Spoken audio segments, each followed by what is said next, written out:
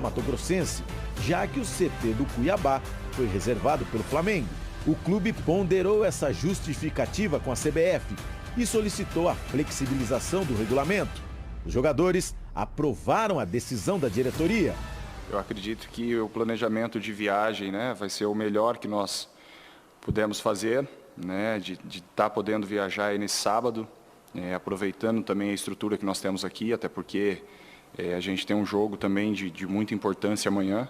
Mas a gente, independente de ir na sexta ou no sábado, a gente vai com um objetivo só, que é buscar esse troféu, que é de muita importância para a gente. Enquanto o time se prepara para mais uma decisão, os dirigentes atleticanos estão produzindo um dossiê para solicitar à CBF que o torneio de 1937, vencido pelo Atlético e disputado entre os campeões estaduais de Minas, Rio de Janeiro, São Paulo e Espírito Santo, seja considerado o primeiro título brasileiro.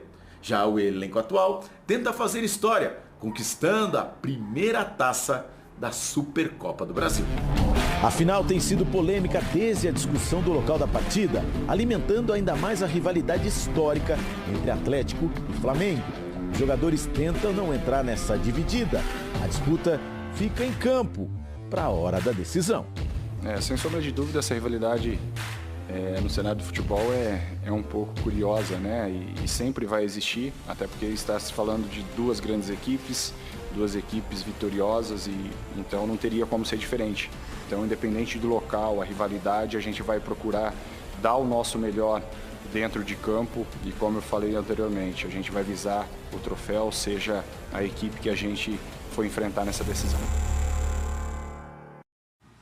Muito bem, então a gente tem um Galo que a diretoria o tempo inteiro fala que não está feliz com essa final, com o local da final. Já disse que agora só vai chegar no sábado mesmo, chega para a entrevista coletiva, mas só chega no sábado, um dia antes da partida. O Galo está certo em reclamar? Não, na minha visão não.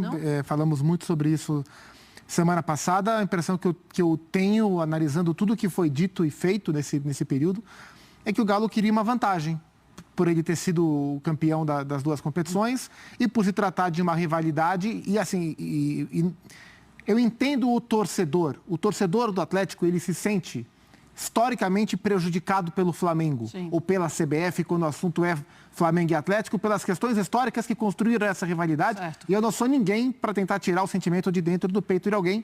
Isso é indiscutível.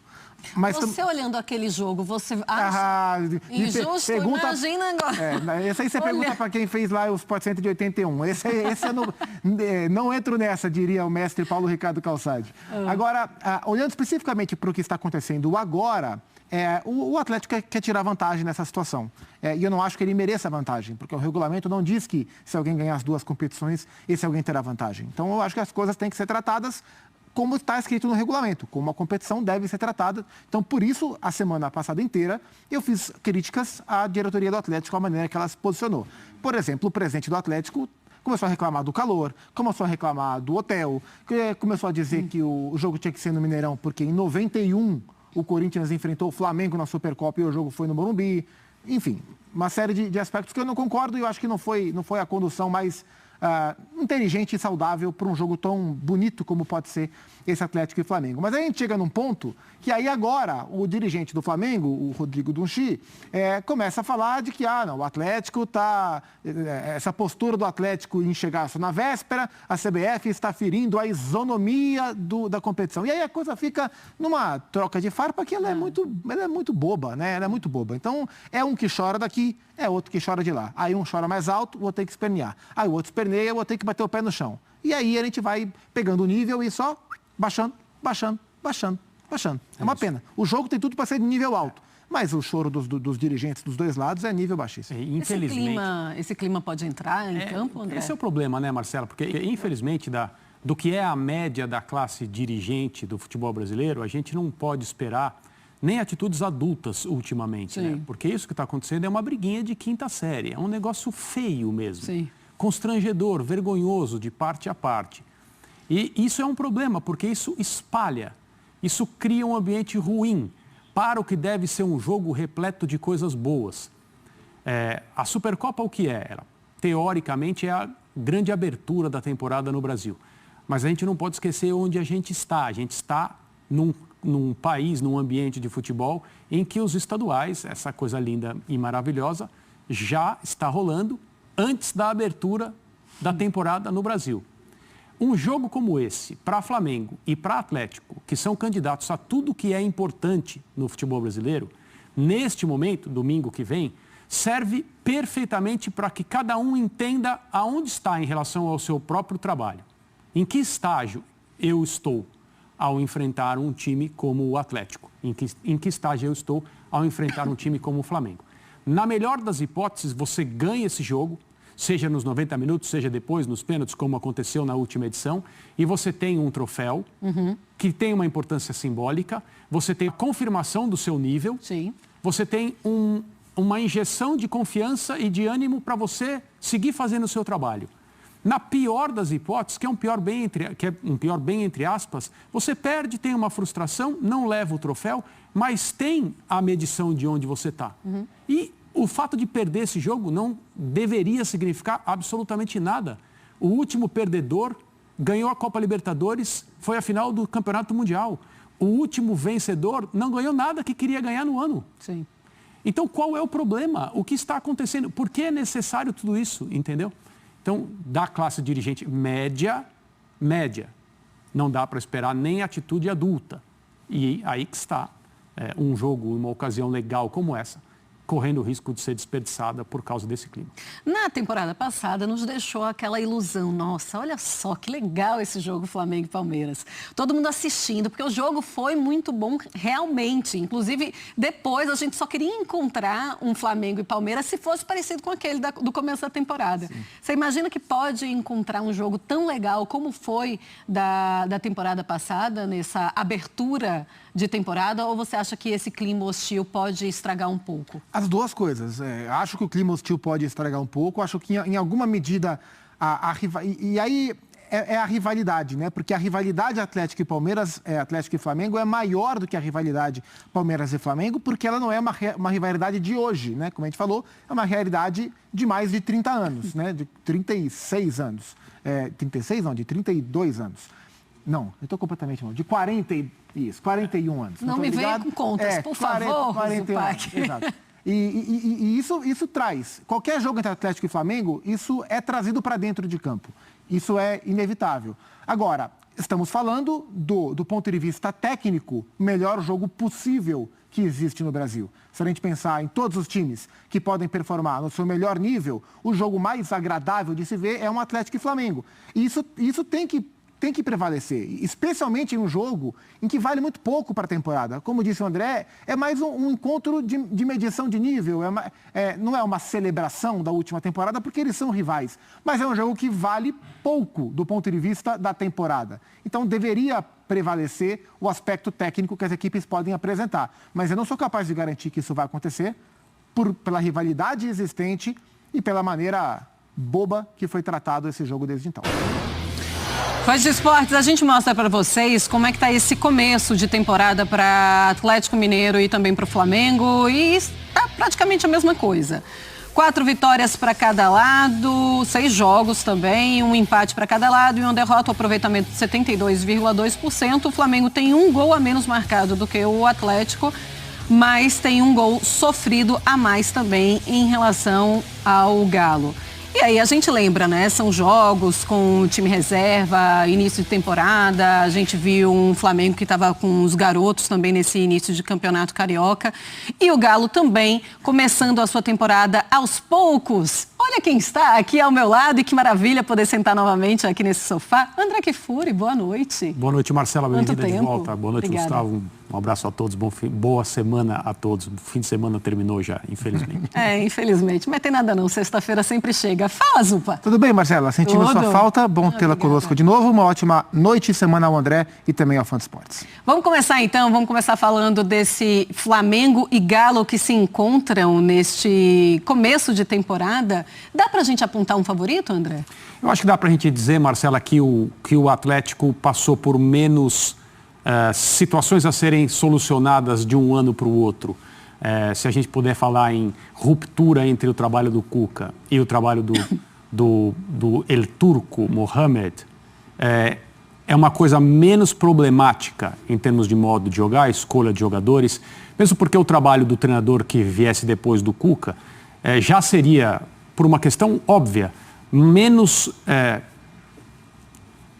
transformador do que o trabalho de qualquer treinador que fosse contratado pelo Flamengo após o final da temporada passada. Então são clubes que estão em momentos diferentes em relação aos seus elencos e o que pretendem dos seus times e o que pretendem das suas temporadas, né? A temporada do Atlético em 2021 foi no âmbito nacional, a temporada do Clube do Ano no Brasil, dá para repetir isso? É uma ideia bastante ousada.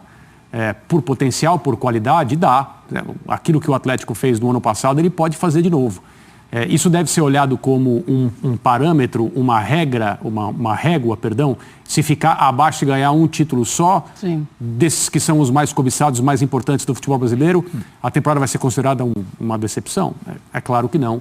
Não se pode pensar em ganhar tudo sempre. Já o Flamengo precisa de um ano de recuperação, um ano de rebote, como a gente tem falado. Então, são contextos bem diferentes de trabalho, independentemente das ideias dos treinadores. Então, acho que o Turco, ele chega e as coisas estão mais prontas, mesmo que ele seja diferente, óbvio que ele é diferente, do Cuca. E nós vamos notar essas diferenças ao longo do ano. Sim. O Mr. Souza, o novo Mister, ele chega com outras atribuições, entre elas, renovar o time, mudar as coisas. Ele tem feito, dá para perceber nas escalações do Campeonato Estadual, mesmo que as iniciais tenham sido com muitos jogadores reservas e os titulares entrando mais tarde, algumas provocações no bom sentido. Jogadores em funções diferentes em relação às que estavam acostumados. Já tivemos aí uma boa quantidade de tempo de Pedro e Gabriel juntos, isso nem sempre aconteceu. Sim. Então, acho que são trabalhos que estão diferentes e que tendem a procurar os mesmos objetivos. Para um jogo tão cedo, eu não acho que exista um favorito, mas eu acho que existe um time que está menos modificado, um time que vem mais parecido com o que aconteceu em 2021, e esse time é o Atlético. Pois é, a gente pode pensar também que se esse time que está menos modificado, ele está mais preparado, já que é um começo de temporada. Faço essa pergunta para você, Zupac. Você acha que dá para apontar um favorito? Alguém está mais pronto para esse início de temporada? E para quem ganhar, muda muito para o restante? Não, muda muito pouco. O resultado da Supercopa vai valer mais para a rivalidade histórica e atual, né? O Atlético e Flamengo tem uma rivalidade histórica e até já falamos sobre.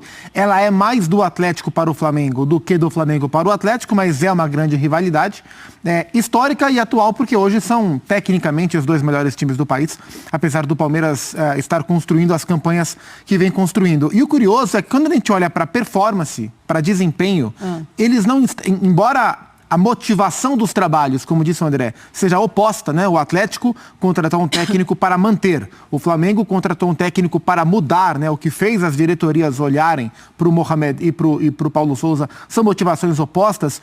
O desempenho não é tão diferente, porque o Atlético com o Turco fez alguns jogos bons, contra o Tombense, por exemplo, foi um bom jogo, fez jogos ruins, contra o RT foi um jogo muito ruim, contra o América no Clássico do último final de semana foi um jogo ok, porque o primeiro tempo foi mais enfadonho, foi um bom segundo tempo, em especial depois que o Keno entrou, e o Flamengo também. O Flamengo fez jogos bem interessantes, como o jogo contra o Nova Iguaçu, fez um jogo ruim, como o jogo contra o Fluminense, fez outros jogos mais razoáveis. Então, em termos de desempenho, eles estão mais ou menos andando no ritmo parecido, embora a motivação do trabalho seja oposta. E o que eu acho de curioso nesses dois trabalhos a gente vê no Galo o Antônio Turco Mohamed tentando se adaptar ao elenco. Porque esse elenco, na mão de um técnico e de uma ideia, deu super certo. Foi a temporada mais espetacular da história do Clube Atlético Mineiro. E no Flamengo é o contrário. A gente vê o elenco do Flamengo tentando se adaptar à metodologia e à cultura de jogo que tem o Paulo Souza. É claro que ele também tem que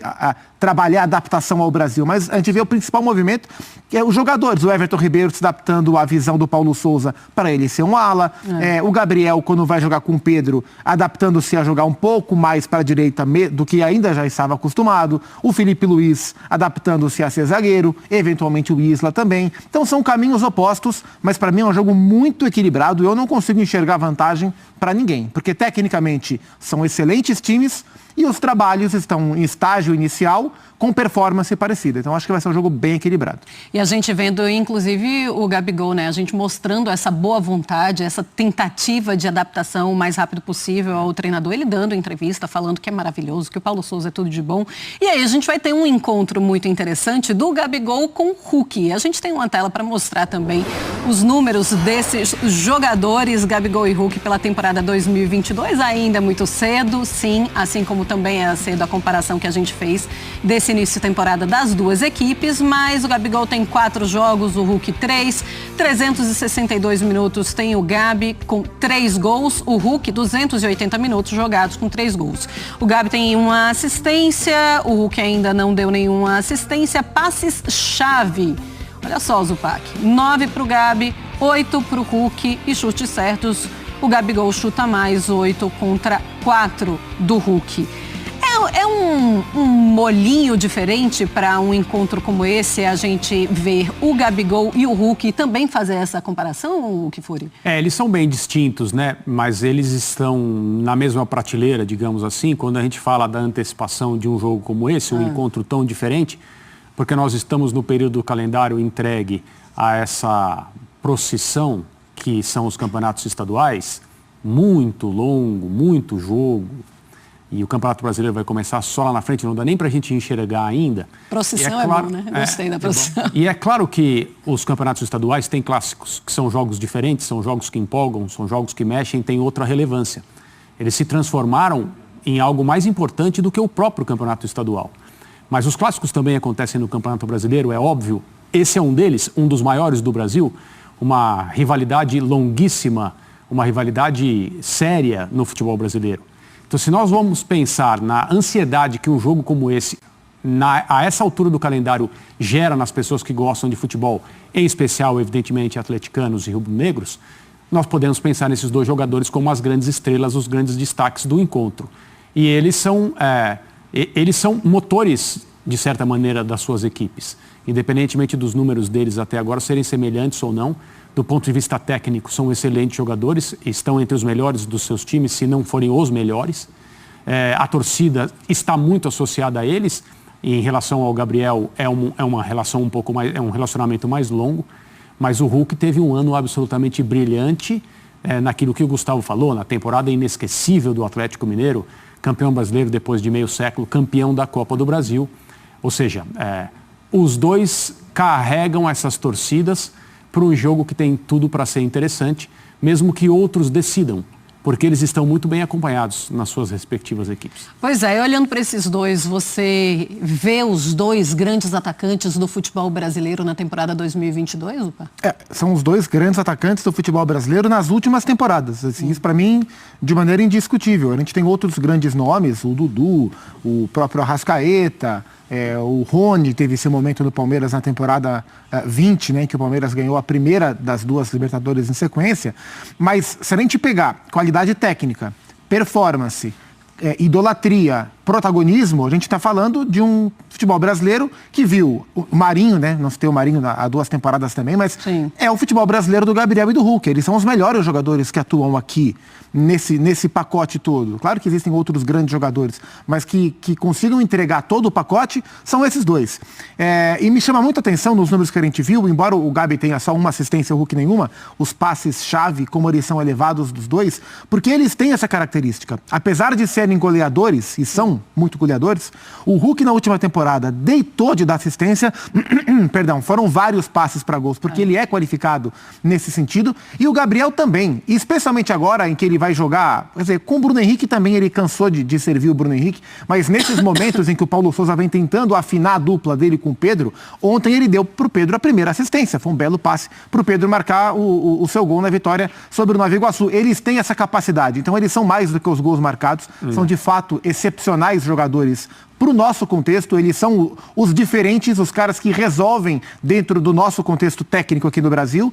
Vejo o Gabriel jogando um pouco mais do que o Hulk nesses primeiros jogos. E acho que tem a ver também com a expectativa do Gabriel para a temporada. Jogando mais em quantidade ou jogando melhor mesmo? Um pouquinho, começo de temporada um pouquinho melhor do que o Hulk, o que não é nenhuma crítica ao Hulk.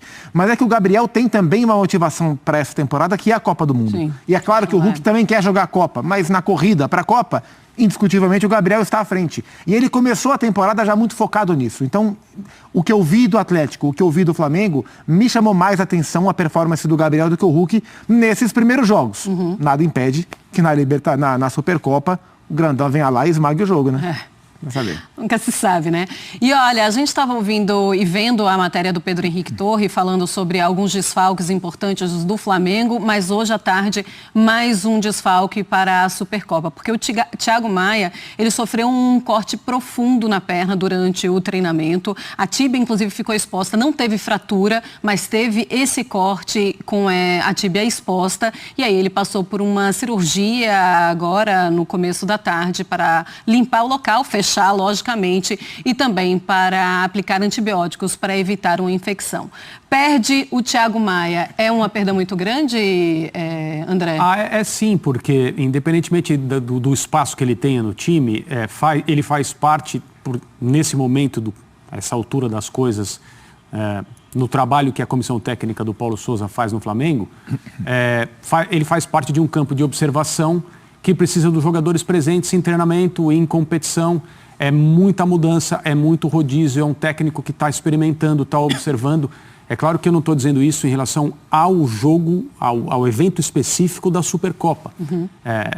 Embora todos os jogadores que possam atuar pudessem olhar para essa partida como uma grande oportunidade também.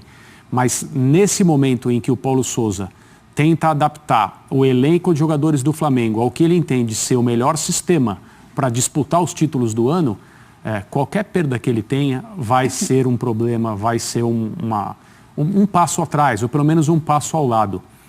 Agora, como que acontece algo assim? Você descreveu a lesão, o osso ficou exposto. Ficou exposto, mas não teve fratura. Então, dos males, o menor, porque imagina uma grande fratura corte, na tíbia. né? Foi um corte enorme. E, aliás, acho que foi o tweet mais complicado que eu li nos últimos anos. Então, porque eu acho que falar desse jeito técnico, causa esse estranhamento. O André, enquanto eu falava, o André ficava... Porque você imagina, né? Você pensa, é uma coisa... que o Thiago se recupere o quanto antes e que isso não atrapalhe por muito tempo o início de temporada dele e ele possa estar de novo em campo pelo Flamengo.